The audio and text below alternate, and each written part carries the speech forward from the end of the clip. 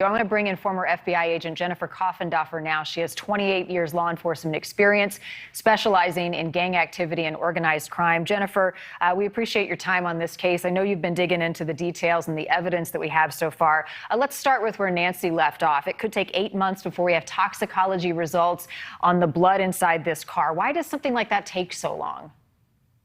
Well, I would submit to you that it does not. This case should have been put as a very high priority. There is no reason why this could not be expedited.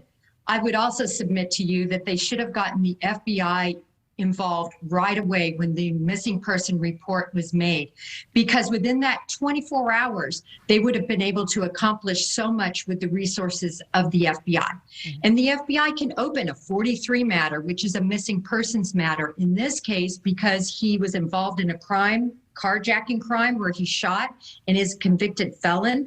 We could have opened a 922G case and gone after this fellow. So there was a lot of teeth that the FBI could have had and gotten involved.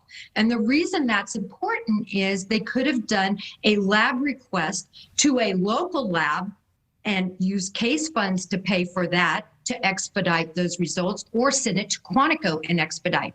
And the reason, in my view, that that was so important to get done post haste was because this girl might have been shot, judging from the fact he had a gun. He shot within 24 hours, well, 24 and a half hours, another individual in the carjacking. And guess what? That individual survived. What if she survived? Right. What if this crime didn't take place at the lake? So why wouldn't the FBI get involved? What's the criteria from police, the Sunnyside police in this case, to get the FBI and the feds involved? Well, the first thing they need to do is they need to go to their local department. Seattle actually has a resident agency in Yakima. So they should have contacted the Yakima agent that's assigned to that office and immediately asked for help in this case, both regarding the search and the investigation. I always find it curious, Jennifer, when police are not commenting on a case like that. Should I be concerned, or the family, that police aren't talking? Is there anything to read into that? I think in this case, yes. Most departments have what we call victim assist programs. The FBI has it, most departments have it. And that is the liaison between the department in a case like this and the individual victims that are involved. And that is a victim family. And that provides information to these families so they know at least the status of the investigation.